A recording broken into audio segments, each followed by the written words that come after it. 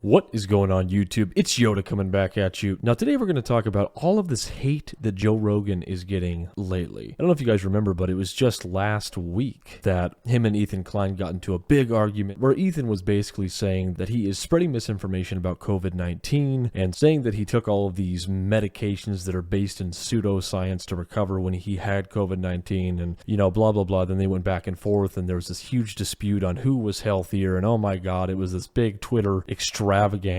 But now, this week, he's in the news again because apparently there are hundreds of doctors and scientists that are actively trying to get Joe Rogan banned from Spotify. Now, I'm not going to lie, guys. Joe Rogan has served as a significant inspiration to me in content creation and just overall interviewing skills. But that's just me personally. Obviously, there are a lot of people out there that do not share the same sentiment. A lot of people don't like Joe Rogan, and they're trying to get him banned from Spotify. Now, it's no secret that Joe Rogan is anti-vax. It's no secret that Joe Rogan is a little more conservative in his COVID viewpoints. But the argument here is that he has been making baseless claims on his podcast that are basically going to negatively affect his listeners because people are going to be out there taking his advice. And the argument is being made that it's dangerous, right? Now, I don't know about you, but I have never looked to Joe Rogan for health advice. Maybe fitness advice, because he's a pretty fit dude, and he's been into fitness his entire life. I know that he's very well versed in a lot of health information, and he does his research, and on top of that, he has people that are verified experts on his podcast that he has the privilege of consulting on a lot of this stuff. Now, this whole call to ban Joe Rogan from Spotify stems from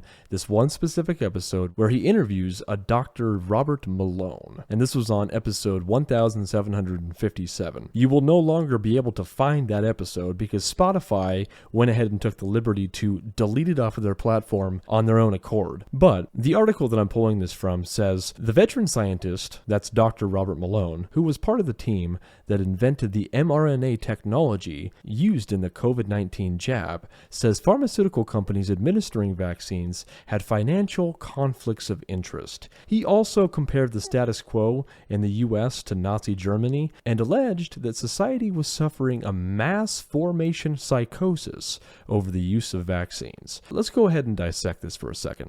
So, Joe Rogan goes ahead and he has a veteran scientist, this Dr. Robert Malone, on his podcast. Now, I don't know about you guys, but it seems to me like I would want to listen to a veteran scientist. I mean, the overarching premise of this podcast episode was really just to encourage people to do their own research and to look at where the money's going. But Spotify has deleted this episode, and they are still actively deleting Joe Rogan podcast episodes. And now, according to this article, there is a total of 270 medical professionals and students that are urging the streaming service to make amends after Joe Rogan hosted this controversial episode. And they want Spotify to make amends by banning him off of the platform. So he signs this $100 million deal for exclusivity on Spotify. And these people are encouraging Spotify to ban him. Now, do I think Spotify will ban him? Probably not. They probably won't.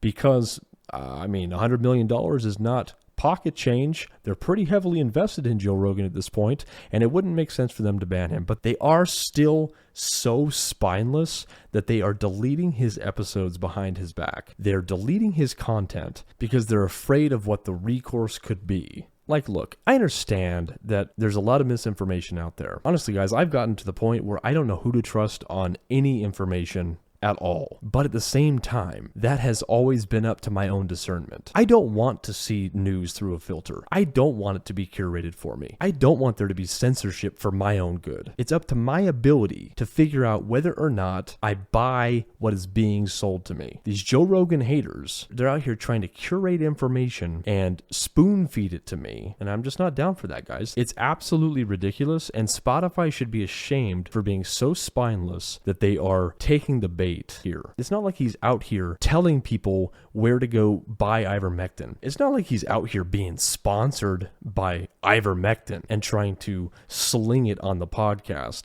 And honestly, guys, let's look at this logically. If Joe Rogan was banned off of Spotify, breach of contract with Spotify at this point, do you think it's really going to faze him? These people think that they're actually going to hurt him by getting him banned off of Spotify? Like, no, if he gets banned off of Spotify, they've already written the check, right? So it's $100 million in the bank, and he can go and take his content anywhere he wants. If he wanted to. He doesn't even have to. He could just quit and retire forever. But I don't know, guys. Let me know what you think.